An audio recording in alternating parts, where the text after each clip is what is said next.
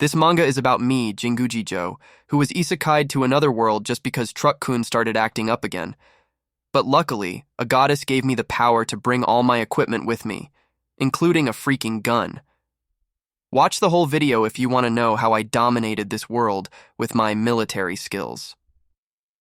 The title of my story is Bocchi Jieikan no Isekai Funsenki. Now, it's showtime. Jinguji found himself questioning whether he was already dead. But then he realized that time had just come to a halt. He encounters a woman with wings on her back, accompanied by a dog. She informs him that his death is near. His name is Jinguji Joe, a 21-year-old recent graduate of the National Defense Academy. He recalls the moment he leaped out to save a girl from a dump truck that ran a red light. The woman explains that she has stopped time and is speaking directly to his soul. Jinguji initially thinks he might have died and gone to heaven, but realizes something is different. The woman kindly acknowledges that she must have caught him off guard. She apologizes for the late introduction, revealing that she is the deity he knows as God. Jinguji's expression hardens upon hearing this. She continues, explaining that she is one of the managers of time and space. To learn more about his world, she sent one of her retainers, his dog, to Earth. She admits that this dog was meant to help the girl. However, it seems he lost his sense of security while he was there. He inadvertently led the girl in front of the truck while chasing a butterfly. Because of this mistake, Jinguji was involved in the accident. She bows deeply, apologizing sincerely. Jinguji remains silent. She acknowledges that it must be shocking for him to learn that his death was due to God's error. Jinguji, however, thinks that if she truly is a god, she must be the superior being of all mankind. He remembers his military training, where he was taught to stay perfectly still while a superior officer was speaking. The goddess continues bowing in apology. She then turns around, mentioning that they don't have much time. With her hands extended, she offers a proposal as an apology. She asks Jinguji if he will allow her to reincarnate him. A human-like figure appears in her left palm and earth in her right. She promises to create an exact copy of his body, soul, and memories and transfer them to a different world under her management. But time is running out for this process. Once time resumes, it will be impossible to transfer his living body. She explains that her authority can't hold time still for long. She doesn't want Jinguji's life to end this way and asks if he will accept her offer. He takes a deep breath. Jinguji then loudly asks the goddess a question, surprising her. He wants to know if it's impossible to perform this reincarnation in his original world. She, looking resigned, explains that once death is confirmed, it cannot be reversed in the same world. She apologizes, admitting that it's beyond her authority. Jinguji raises another question. He asks if there's any way to communicate with his family or friends after reincarnation. She regretfully informs him that this isn't possible. She explains that the world they are heading to is entirely different. She asks him to understand that he won't be able to see them again. As images of his loved ones flash through his mind, Jinguji bites his lip and asks one final question. He wants to know if the girl in front of the dump truck will survive. The goddess's eyes widen slightly at his question. She smiles, assuring him that thanks to his actions, the girl is safe and uninjured. He salutes her, a confident smile on his face, and requests to be reincarnated into the new world. She thanks him for his decision. She then tells him that to survive in this new world, she will grant him her blessing. He asks if this is a blessing from the goddess. She confirms and tells him she will give him new power. She urges him to remember what she is about to tell him before reincarnation. As soon as he reaches the new land, Jinguji wonders if he's truly in another world.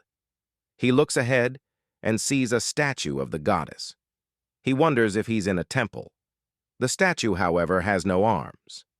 He checks his arms and realizes they feel no different, questioning whether this is truly a copied body. It feels as though he's been instantly transported to a different place. He notices movement nearby.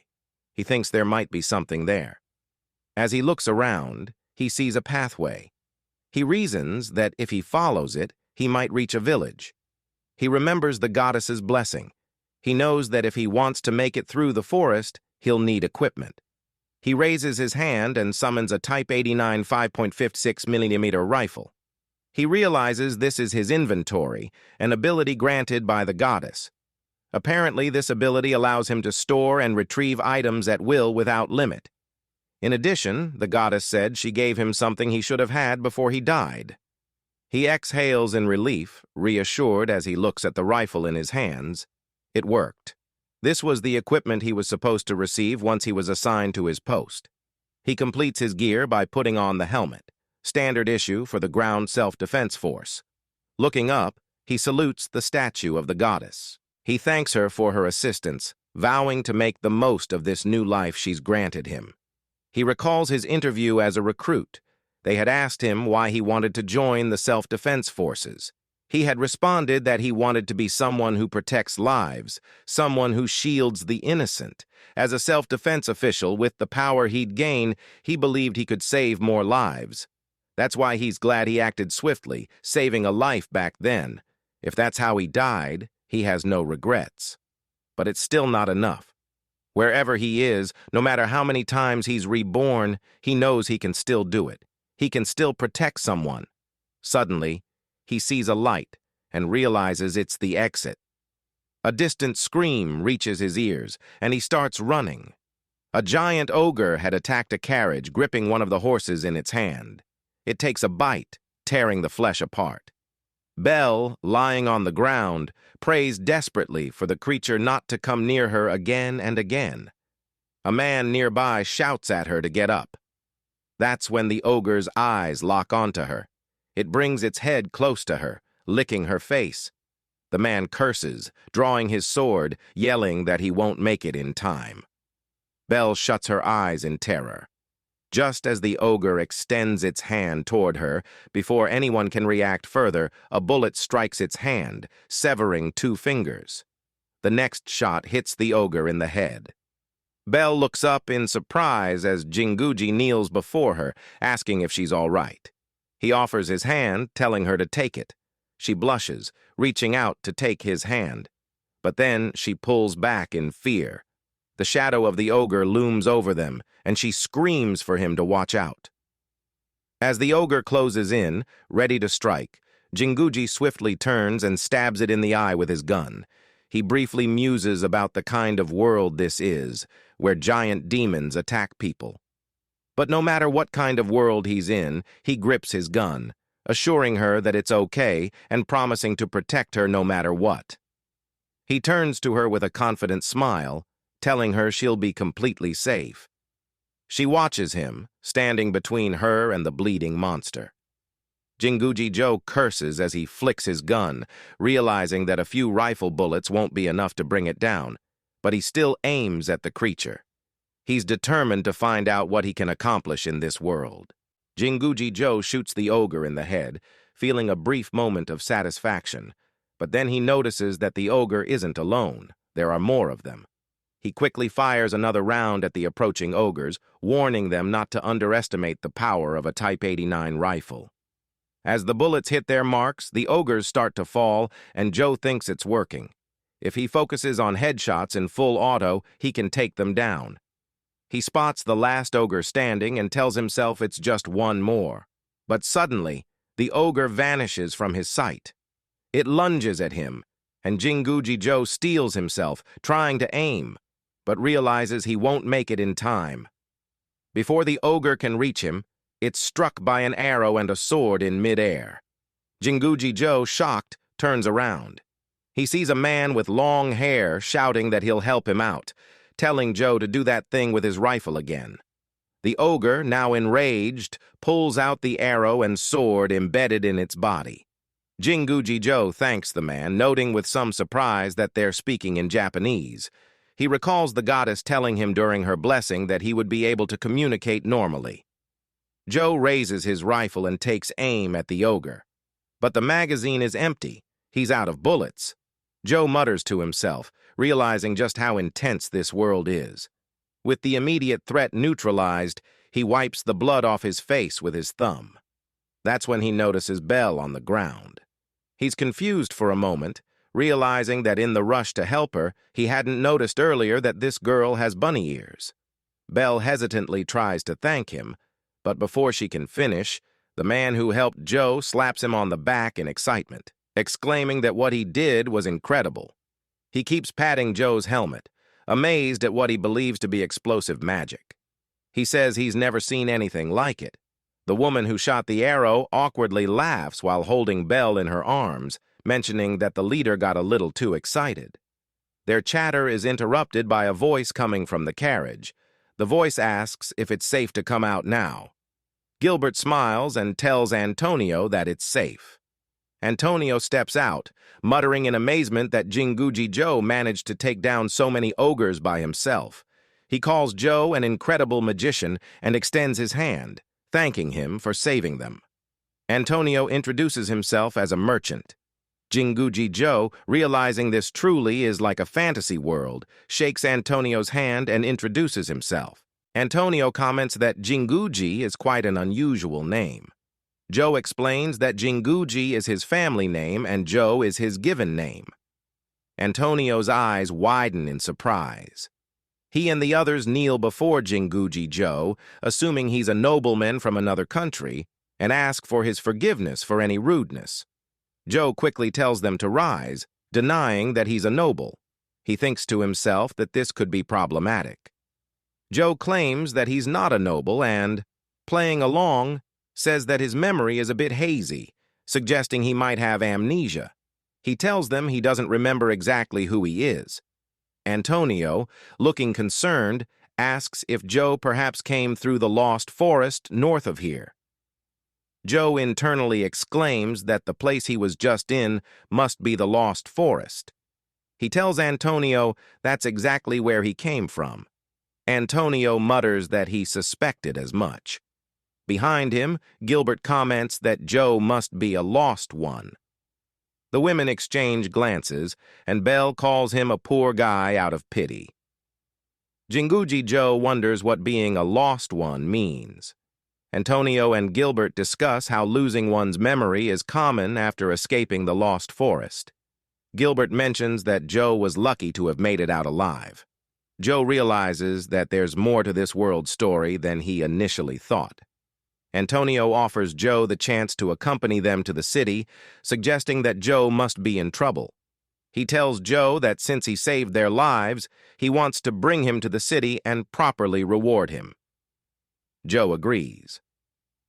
As they travel, Antonio explains to Joe, who is pretending to have amnesia, more about this world. There is magic and demons here. It's a fantasy world just like in games and novels. The culture and society resemble medieval Europe, with walled commercial city-states as economic centers. Many people in the city belong to guilds, such as the Production Guild, Merchants Guild, and Adventurers Guild. The city they're heading to, Sveny, is an independent city-state governed by an assembly, without nobility or royalty, alongside the church and the garrison.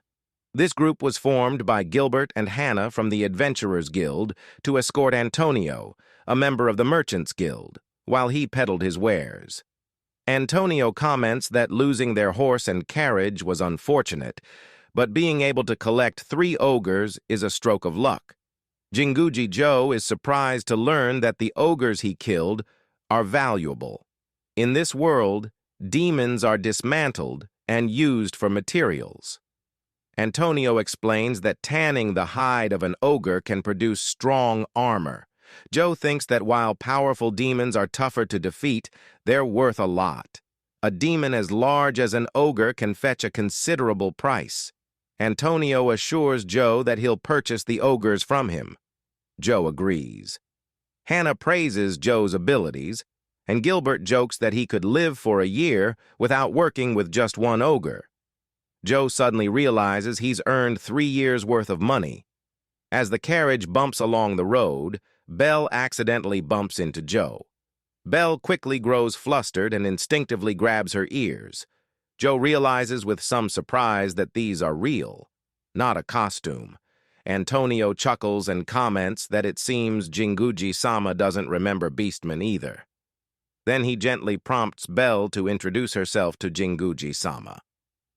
She hesitates but eventually agrees, thanking Joe softly for helping her earlier.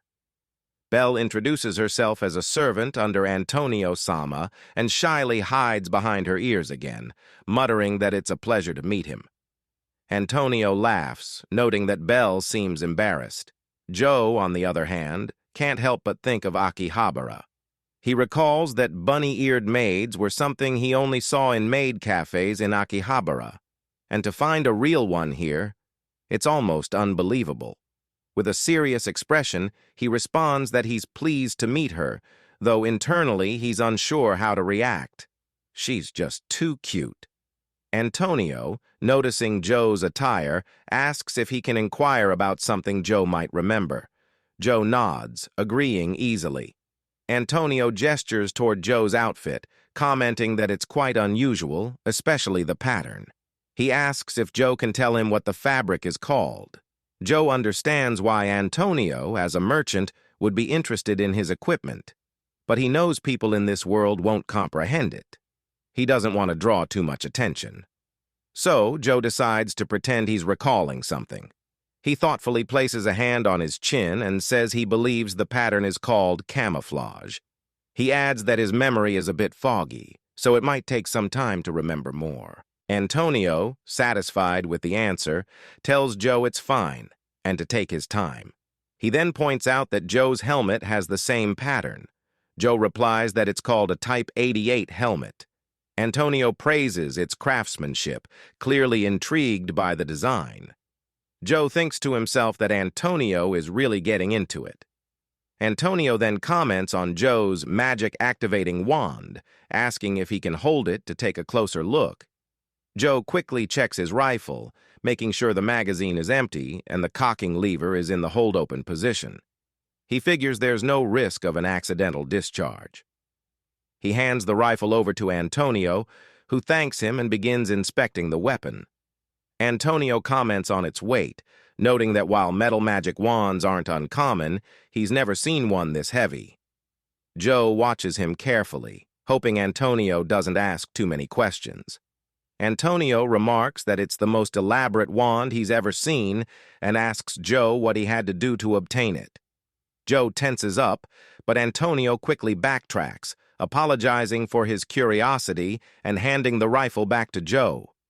Antonio explains that for a lost one, like Jinguji-sama, such an item must be very important. He laughs awkwardly, admitting that he has a bad habit of getting overly excited when he sees something unusual in the market and apologizes again for his rudeness. Joe, turning away shyly, thinks that Antonio seems like a genuinely nice guy. He wonders if this is what people mean by someone being a charmer. They continue chatting during the carriage ride, with Antonio's questions persisting until nightfall. Eventually, Gilbert announces that they'll set up camp for the night. Everyone starts settling in. Antonio instructs Belle to prepare the meal, and she bows before leaving to do so. After she leaves, Joe's eyes widen as he sees Gilbert pull a long piece of bread from a regular-looking bag. Then Gilbert pulls out a candle holder, making Joe wonder if the bag is an inventory. He muses that inventories must be common in this world as magic tools. They're expensive items, but only the owner can use them, making them essential for travelers. Joe contemplates that it shouldn't seem unnatural if he uses his own inventory to take things in and out of his backpack. Belle soon returns, announcing that the food is ready, and hands Joe his plate. He can't help but think dreamily that a maid from his wildest dreams is serving him food. He thanks her sincerely. Belle shyly hides behind her ears again, hoping the meal suits his taste. She then sits beside him. Joe internally exclaims that eating next to a blushing maid is the best, and after taking a spoonful, he declares the food delicious. He reflects that even though it was a sudden encampment, they invited him to dine with them. He feels like he should share in return. So Joe offers to share some of his portable food supply with them. Antonio asks if he's sure. Jinguji assures him it's fine. Thanks to the goddess, he can take out supplies once a day. During the goddess's blessing, she explained that his inventory would replenish itself daily with items from his previous life. However, items from this world wouldn't be replenished. Those were the conditions. This means he can simply wait for a day for his bullets and food to replenish. Antonio and Gilbert look confused when Joe pulls out what he calls combat rations. He explains that these are canned foods, commonly used as combat rations. Joe demonstrates how to open them with a can opener, which piques Antonio's interest. Joe continues, explaining that by heating the cans in hot water for 30 minutes, the food is ready to eat. After 30 minutes, Joe announces that the food is done. He presents the combat rations, canned chicken and rice, canned rice with 5 mixed ingredients, and canned white rice. The side dishes include canned wieners, canned beef with vegetables, and canned hamburgers, along with pickled radish. Joe invites them to share and enjoy the meal.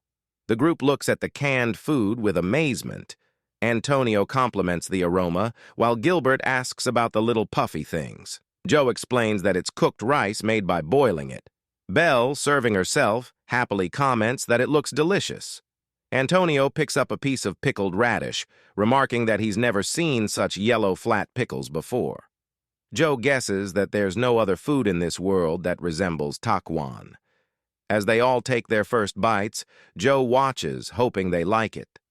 All 3 of them exclaim that it's delicious. Joe, relieved and happy, enjoys his meal as well. Belle notices that Joe has already finished eating and comments on it. Joe chuckles, admitting that he seems to have a habit of eating quickly. Gilbert hands a plate to Hannah, encouraging her to try some of the food. Joe smiles, watching the pleasant scene unfold before him. He thinks that it's only his first day in this new world, and he's already exhausted. He wonders what kind of place the town they're heading to will be. Antonio can barely contain his excitement when he hears about the shelf life of canned goods.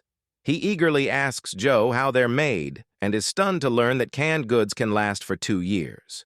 Just then, Gilbert calls out from the driver's seat, informing Antonio-sama and Jinguji-sama that they can see it now. Joe realizes that they've reached the free trading city of Sveny.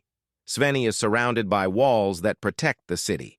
As they approach the city gate, Joe notices that the carriages are neatly lined up in rows. Gilbert happily explains that this is where everyone gets their cargo inspected and their IDs screened. Joe starts to worry, realizing he doesn't have an ID. He wonders if the guards will turn him away for not having one. As their turn approaches, the guard asks them to report their cargo and identity. Gilbert excitedly announces that it's their turn. He calls out to Amanda, a beautiful lady in front of them. She smiles, reminding him not to hold up the line by fooling around. He laughs and apologizes, then mentions that they're carrying the body of an ogre this time. Amanda is surprised. Gilbert urges her to take a look, and when she sees the ogres in the barrels, she's amazed, especially that one person managed to take them down alone. Gilbert grins and playfully grabs Joe by the shoulders, teasing him about Amanda's surprise. Joe notes that Gilbert seems to be having a lot of fun. Then Gilbert asks Amanda if she's confirming their identities next. He pulls at the pendant around his neck, and Joe immediately recognizes it as a dog tag. Gilbert states that he is Gilbert, an adventurer, and has no criminal record. Amanda confirms his identity. She then turns to Antonio and Joe for their IDs. Joe, realizing he might be able to use something from his world, pulls out his stainless steel dog tag from the ground self-defense force, showing his name, ID number, and blood type. Amanda examines it for a moment before confirming Joe's identity and welcoming him to the free trading city of Sveny, since it's his first time there. Gilbert comments that Joe must be a metal ranker, which makes sense given his powerful magic. Joe, confused, asks what a metal ranker is. Gilbert explains that guild members are ranked based on their abilities and achievements. Antonio adds that a metal ID is only issued to those above a certain rank. Gilbert then shows off his own dog tag, continuing to explain the ranking system.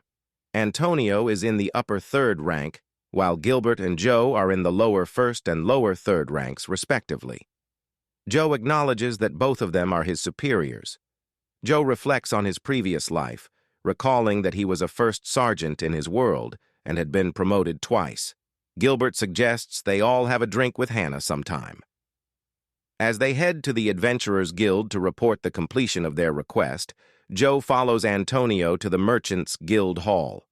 Antonio mentions that he has some business to take care of at the Guild Hall. As they enter the building, two ladies warmly welcome Antonio-sama. He greets them back, introducing Joe as his guest, and asks if they can take him to the back. The ladies bow to Joe. One of the women, with short hair, politely informs Joe that weapons are not permitted inside the building.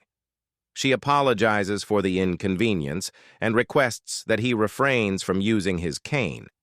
Joe feels embarrassed, realizing he's being watched by two beautiful women.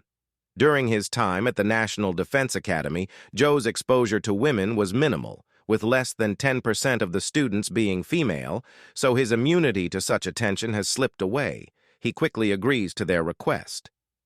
Belle, noticing the interaction, excuses herself, saying she'll go prepare some tea.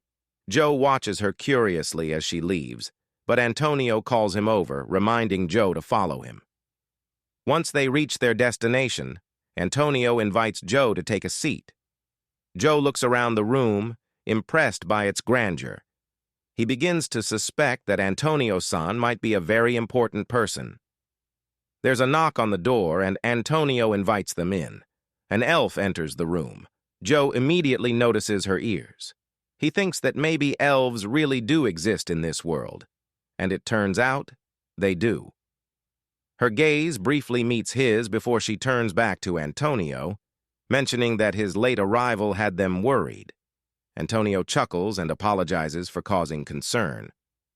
He excitedly shares that he genuinely thought he was going to die this time because they were attacked by 3 ogres. The elf woman anxiously repeats, "3 ogres?" But Antonio reassures her, saying there's no need to worry because Joe-sama here killed the ogres and he's unharmed. She looks at Joe again, her gaze lingering longer this time, as if assessing him. She then asks, seemingly puzzled, if this is the man. Joe wonders if she's wary of him, thinking that his appearance must be unusual enough to warrant such a reaction. It feels odd to him when a beautiful woman stares at him as if judging him. Her gaze should be cold, but for some reason, Joe feels his resistance to women growing stronger. Despite her fixed stare, Joe doesn't lift his eyes to meet the elf woman's gaze. Suddenly, Belle enters with a trolley, cheerfully announcing that she brought some tea. The elf woman immediately embraces Belle, wrapping her arms around her. Belle looks startled. The elf woman expresses relief, saying she's so glad Belle is safe and asks if she's hurt. Belle hesitantly assures her she's fine. Joe watches them, and for some reason, seeing this makes his heart swell too. His emotions are at their peak now. The elf woman turns to Belle and asks if it's true that this man saved her. Belle, flustered and shy, confirms that Joe did save her. The elf woman looks unimpressed. She bows to Joe and apologizes for the delayed introduction. She introduces herself as Eldra, vice president of the Sveny Merchants Guild, and thanks him for saving President Antonio and Belle. Joe stands up, extends his hand for a handshake, and introduces himself as Joe Jinguji, saying it's nice to meet her. He wonders if she's the president or the vice president. She then turns to Antonio, advising him to be more careful with his travel plans in the future. Antonio laughs and apologizes. Joe looks at Antonio, puzzled. Antonio asks if he hasn't mentioned it before, and much to Joe's surprise, Antonio-san is revealed to be the president of the Merchants Guild. Joe thinks that in the self-defense force, this would make Antonio like a general. He realizes that Antonio-san must have deliberately kept this information quiet and apologizes for the late introduction. Antonio places a hand on his drawer and mentions that now that introductions have been made and tea has been served, Jinguji-sama is already familiar with the identification board, right? He pulls out a similar board. Joe nods, saying yes.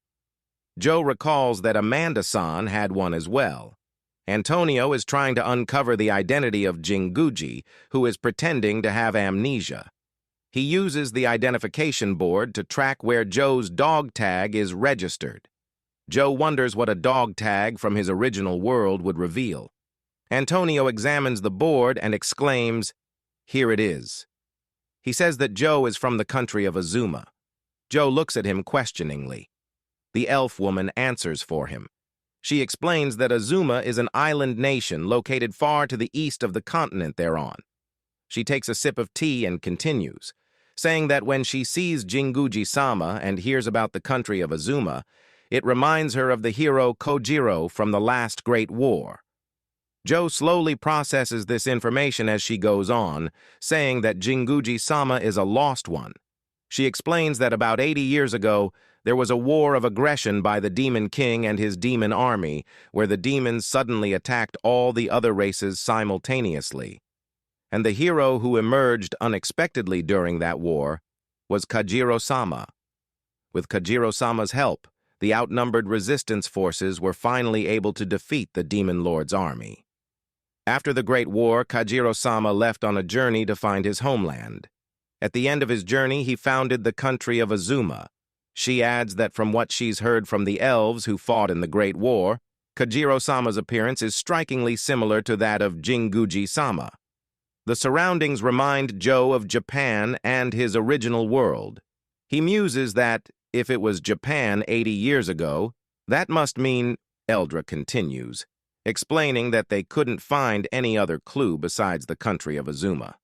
She apologizes to Joe, saying she wishes she could be of more help. Joe feels a pang of guilt inside, knowing he's hiding the truth. She then suggests that the stories about Kajiro-sama and the country of Azuma might hold the key to uncovering Jinguji-sama's identity. Eldra mentions that someone in the elven village might have more information and offers to write a letter. She promises to update him when she learns more. Joe agrees, eager to learn more about Kajiro and Azuma, deciding to rely on Eldra-san for this information. Belle bows to them and takes her leave. Antonio lets her go. Joe, curious, asks Antonio where Belle is headed. The president replies that he sent her on a small errand. They both watch as she departs. Antonio then notes that it's almost lunchtime. He asks Joe if there's any food he doesn't like. A servant greets Antonio warmly, thanking him for coming. Joe looks around and realizes they're in a high-class restaurant. Antonio remarks that it's been a while since his last visit. He didn't make a reservation, but he wonders if the back room is available. The servant reassures him that they're always ready to accommodate him. Joe is internally amazed at the VIP treatment Antonio receives. Joe watches as Antonio and the elf woman take their seats. Eldra runs a hand through her hair and mentions that there's some wine that arrived this morning from a Western winery. Antonio, excited, says that they always produce a good batch, and they could go with that. He turns to Joe, asking if he's okay with alcohol. Joe eagerly agrees, saying he'll have some. Antonio is pleased, noting that many young people these days don't drink. In Joe's mind, the correct response to a superior's offer is always a resounding yes or gladly. Antonio comments that it might be a bit early, but it should be fine. He suggests they toast to the safe return from their journey first. Joe wonders about the first part. Suddenly, a loud voice demands to know where Antonio is. Joe quickly turns toward the voice as Antonio laughs and calls out that he's over here. Joe wonders what's going on. A very angry old man with a long beard barges in, yelling at Antonio that he has no time to waste. Antonio lightly suggests they have a drink here. The short old man approaches, scolding Antonio for calling him in the middle of work. He grumbles that Antonio just sent a crybaby rabbit with a lisp to the smithy. The old man stops in front of Joe, who is watching him intently. Joe had guessed that if elves existed in this world, dwarves might too. It turns out he was right. The old dwarf glares at Joe and demands to know who this young man is. Joe extends his hand to the dwarf and greets him warmly, introducing himself as Joe Jinguji. The dwarf scowls upon hearing Joe's family name. He swats Joe's hand away, declaring that he doesn't like nobles. Joe's first thought is that dwarves are quite cranky. Antonio lets out a light-hearted laugh, trying to ease the tension. He calls out to Tendardono and begins to explain about Joe. The dwarf seems slightly apologetic once he realizes that Jinguji-sama is a lost one. He apologizes for his earlier behavior, and Joe quickly notes that dwarves are straightforward and honest. Antonio explains that he called Tendardono here to show him something, a thing called canned goods that Joe had introduced earlier. He presents the canned goods to Tendar, explaining that they can be stored for up to 2 years. The dwarf examines the can, repeating the information, and remarks that it can last for 2 years. Antonio continues, asking if they could create something similar, and inquires whether Tendar thinks it's possible. Tendar looks slightly offended by the question. He grabs the canned goods from Joe's hand. Antonio chuckles at his reaction and calls for more wine to be brought. After the meal is served, the dwarf repeats the steps Joe explained. He mutters to himself, "First, seal the cooked food in a steel container, and second, remove the air." He asks Joe if that's correct. Joe confirms it and adds that this method reduces bacterial growth. The dwarf takes a swig directly from the bottle and asks how to remove the air. Joe admits that he doesn't know much about that part. Tendar slams the bottle on the table, exclaiming that Joe is a lost one with memory loss. He points at Joe with a forkful of steak and says that Joe must have gone through a lot. He then encourages Joe to remember later, but for now, they should eat. Joe happily notes that dwarves are kind-hearted. Joe looks at the delicious steak on his plate, holding his fork and knife. It's the first time he's had fresh steak since his reincarnation. He cuts a piece. As soon as he takes a bite, he realizes it's beef. He can't believe he's eating beef steak in this new world. The rich flavors of the meat and vegetables in the sauce delight his taste buds. He looks at the dish, and an idea strikes him. The dwarf looks at him expectantly, saying he got it right. Antonio, equally excited, confirms that Joe's right. If they could can this, Antonio thinks he could sell it. The dwarf sees its potential for use, and Joe simply wants it for himself. After finishing the meal, Tendar wipes his mouth and says he's heading back to the forge. Antonio suggests they have a meeting about canned goods later at the Merchants' Guild Hall, and the dwarf readily agrees. Joe notices that the dwarf eats faster than him, watching as he jumps off his seat. Tendar pulls out a pocket watch, surprising Joe. Antonio comments that Jinguji-sama seems familiar with the watch, which further suggests he might be related to Kajiro-sama. The dwarf explains that the watch was passed down from Kajiro-sama during the Great War. Thanks to the clock, elves and dwarves, who perceive time differently from other races, were able to work together effectively. Antonio adds that the watch Tendar has is an exact replica from that time. In addition to standardizing time, Kajiro-san also established uniform units of weight and length in this world.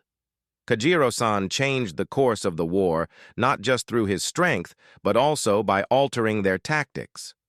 Later, at the meeting place, the dwarf arrives and apologizes for being late. Antonio cheerfully tells him that everything is already prepared. Tendar examines the draft and suggests that since iron conducts heat, they can heat the cans in hot water. Antonio, excited, says Tendar will be surprised by how tasty it is inside. However, Joe reminds him that this is actually canned food they haven't tasted yet. Antonio looks even more excited at that. The canned combat ration Type 1 curry is ready to be served. Antonio asks Joe what kind of dish it is. Joe starts pouring it onto plates, explaining that it's a sauce made with spices called curry, typically served over white rice. Antonio, rubbing his chin, says he's never seen anything like it, but the aroma is definitely appetizing. Meanwhile, Eldra looks less than thrilled with the arrangement. After serving, Joe invites them to enjoy their meal. Both men take a bite and enthusiastically comment on how delicious it is. Joe is pleased that they like it. However, he notices Eldra staring at her spoonful of curry rice as if it's the most unappetizing thing in the world. He watches her carefully as she forces herself to take a bite. Concerned, he asks her how it is. She replies that it's not bad, but she's struggling to describe it. She starts to sweat, admitting that it's a flavor that can't be summed up in one word. Joe takes this as a good sign and feels satisfied. His resistance to women increases again as he sees her gulp down a glass of water. After this, Antonio-san and Tender-san engage in a lengthy discussion about what foods to can. Since obtaining the equipment to create a vacuum might be challenging in this world, Joe considers starting with the heat processing method instead. Belle enters the room quietly, apologizing for interrupting their meeting. She leans in and whispers something to Antonio. After hearing her, Antonio asks what she thinks about what happened at the Adventurers Guild. She responds that the person insisted Antonio come. Antonio hums thoughtfully, then says it can't be helped. He turns to the others and suggests they wrap up the meeting for the day. Both Tendar and Joe look at Antonio, puzzled. Antonio then asks Jinguji-sama if he would join them on an errand. He explains that they're headed to the Adventurers Guild. When they arrive, they find Gilbert waiting for them, who waves enthusiastically when he spots them in the crowd. Rubbing the back of his head, Gilbert apologizes for the sudden summons. He adds, with some surprise, that even Tendar-san came along, to which the dwarf angrily replies that he does what he pleases. Gilbert, puzzled, asks why Tendar is upset. Joe notices the crowd and wonders what's going on. Gilbert yells for everyone to make way. As the crowd parts, they see two people arguing. The man with a shield on his back shouts that he doesn't believe such nonsense. Gilbert calls out to one of the men, referring to him as his brother, and says he brought him here. The other man thanks Gilbert, saying that if the person who was there at the time is present, this fool will finally believe him. This person is Gilbert's brother, Albert, the guild master of the Adventurers Guild. The man with the shield grows even angrier. He turns to Joe, accusing him of being the braggart. He yells that there's no way someone like Joe could take down 3 ogres on his own. Antonio tries to calm the situation, addressing Goliath Dono and asking him to relax. Antonio assures the others that, although it's hard to believe at first glance, it's true. Belle and Gilbert immediately back him up. Goliath becomes even more infuriated, claiming that everyone is trying to deceive him, his whole body trembling with rage. He sets his shield down and declares that even he, a C-rank adventurer known as Goliath the Ironclad, couldn't defeat an ogre alone. He insists there's no way a young man like Joe could have done it. Joe is unsure whether Goliath is confident or just unsure of himself. But Joe realizes he might have inadvertently offended the upper ranks since Goliath is among the top 3. The dwarf, Tendar, speaks up, suggesting that if Goliath is so adamant, he should test Joe's strength. Word spreads quickly through the arena that Goliath is challenging the new guy. Belle looks worried. Goliath puts down his sword and shield, stating that as Tendar-san suggested, he'll use his armor and shield as a row of targets. Tendar advises everyone to stand back. He begins preparing a fireball in his right hand. He hurls it at the shield, but it leaves no mark on it. Joe watches in awe, thinking that this is truly amazing, real magic. He notes solemnly that the shield remains unscathed. Goliath, with a smirk, asks Joe if he saw that. He boasts that this is the power of an ironclad shield. He explains that the sacred wood and steel plate covering it will repel any attack, even magic. Joe admits that it's impressive for a shield to repel fireballs like that. Goliath, still boasting, says that the power of Goliath's shield is real and that he'd like to see Joe's explosive magic as well. Tendar adds that if Joe wants to apologize to Goliath and back out, now is the time. But Joe declines the offer. He decides to take on the challenge head-on. Recalling his training in the army, he remembers being instructed to shoot targets while in a prone position. He assumes the firing position and declares that he's going to challenge the ironclad shield himself. Goliath grows puzzled when he sees Tendar covering his ears and asks the dwarf what he's doing. Tendar calmly replies that the young man, Joe, had advised him to cover his ears before Joe performed his explosive magic. Joe takes aim and fires his rifle. The shield begins to spin wildly before crashing to the ground, completely shattered with multiple holes punched through it. Goliath's mouth hangs open in shock. Gilbert wears a satisfied grin, while Albert shares the same stunned expression as Goliath. Everyone else in the arena stands frozen in disbelief. Tendar repeats, as Joe had warned, that it was wise not to make Goliath the target. Joe sighs, rises to his feet, and checks his rifle, noting that he's out of ammo. The crowd in the arena finally erupts into cheers. Gilbert mutters that it seems everyone is now convinced of Joe's power. Goliath mourns the loss of his shield, but the dwarf pats him on the back. Tendar tells him to bring the shield to his workshop later, adding that the repairs will be expensive, though. Tendar-san then calls out to Joe. He comments on how interesting Joe's machine gun is. Joe realizes that Tendar-san seems to have some knowledge about firearms. The dwarf, noticing Joe's tense posture, reassures him not to worry. He says he'll keep referring to it as explosive magic. In return, Tendar asks Joe to share his story later. Joe can't help but note once again that dwarves are indeed cunning. Albert gives Joe a hearty slap on the back, just as Gilbert had done when they first met. He exclaims that what Joe did was amazing. He continues patting Joe's helmet, expressing that he's never seen explosive magic like that before. Gilbert laughs, teasing that his brother got too excited. The elf lady, Eldra, notices that Belle is still holding her ears, and gently tells her she can let go now. Belle slowly releases her hands from her ears. She then spots a woman leaping over the walls of the arena and calls out in confusion, "Anchan?" Anchan lands gracefully and immediately approaches the guildmaster, Albert, with urgency. Albert asks her what's going on. Panting heavily, Anchan announces that there's a serious problem near the northern village. She reports that a wyvern has appeared near her hometown. Albert, concerned, asks if she's certain. Anchan confirms it, explaining that a messenger from the village arrived at the guild just moments ago. She turns to Joe, clutching his arm, and pleads with him, saying that if it's him, if it's the man who performed the explosive magic earlier, she's sure he can defeat the wyvern. She begs him to come to her village immediately, pounding her fists against his chest in desperation. Albert tries to calm her down while gathering more information about the northern village. He shouts orders to his men, telling them to return to the guild and request a guard dispatch as soon as possible. Joe, still trying to understand the situation, asks Tendar-san what a wyvern is.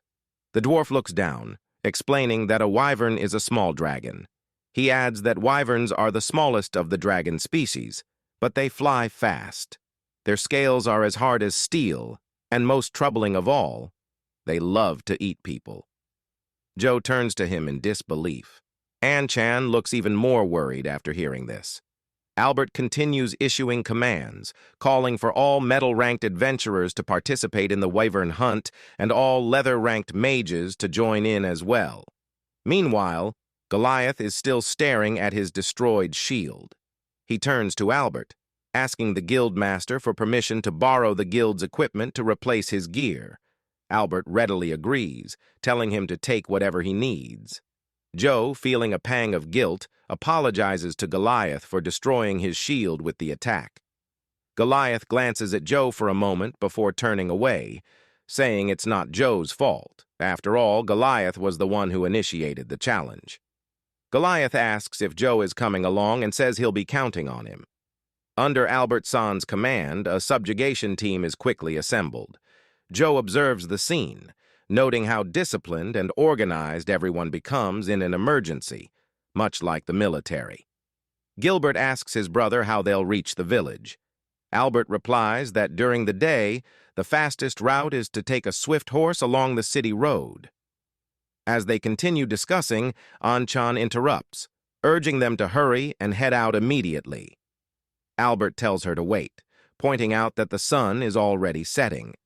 He explains that even city roads are dangerous at night due to demons, and even with horses and night vision, it's risky to travel in the dark. Albert concludes that if they can't find a safe route, they'll need to leave early in the morning.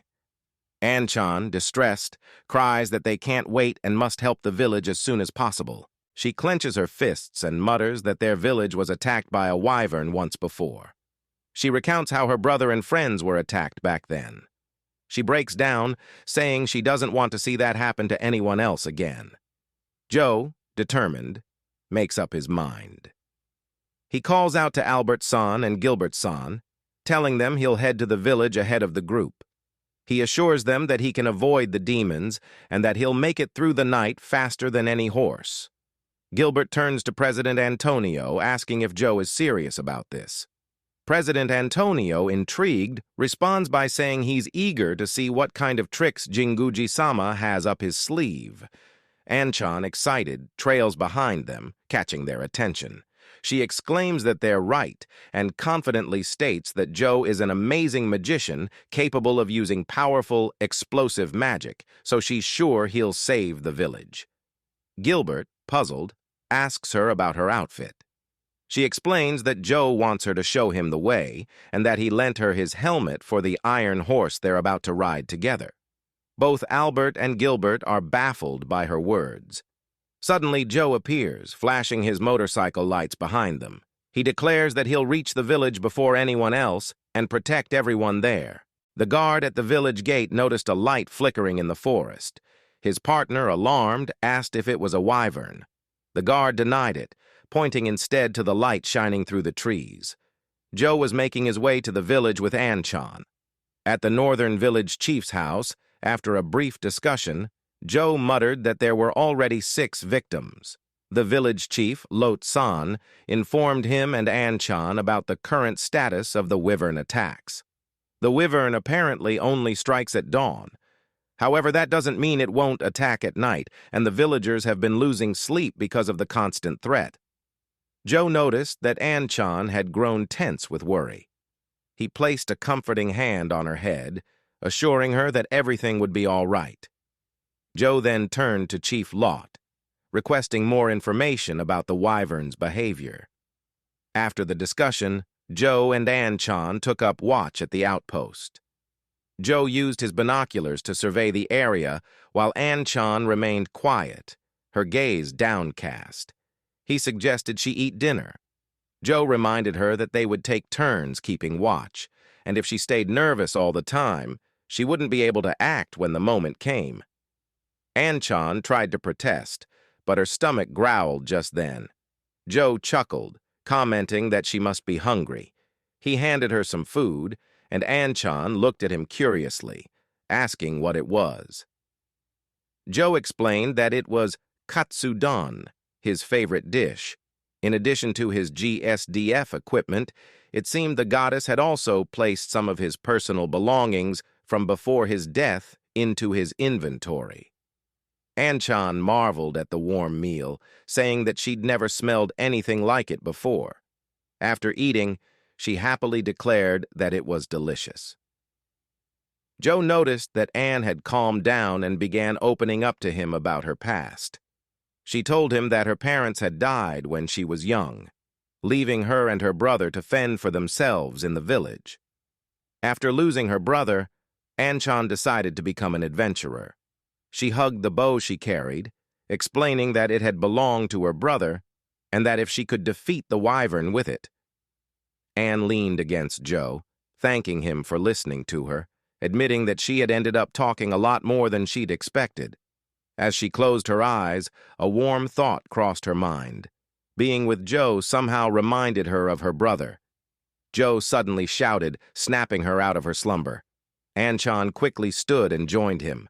In the distance, a dragon-like figure soared over the village. Joe asked if that was the wyvern. He told Anchan to get ready, and they prepared to execute their plan. Joe waited for the wyvern to approach, his rifle poised. According to the chief's information, there was only one wyvern. When it targets people for attack, it flies in a straight line. The wyvern swooped down toward Joe, who aimed carefully. Just as the chief had mentioned, the wings were the creature's weakest spot, unprotected by scales. Joe fired at the inside of the wyvern's wings, hitting his mark. The wyvern crashed to the ground, but managed to rise to its feet again. Joe guessed it must be from the wind pressure. The wyvern screeched in pain as an arrow struck its eye. Anchan stood nearby, her bow drawn. Seizing the moment, Joe launched his mini-missile launcher at the wyvern. The missile hit its mark, detonating with a massive blast that took out the wyvern in an instant. As the smoke cleared, Anne cautiously uncovered her ears and called out to Joe in concern. Joe stood over the wyvern's body, his foot planted firmly on its head. Not far from the battle site, Gilbert commented on the size of the explosion. One of the others cursed under his breath, lamenting that he had missed it.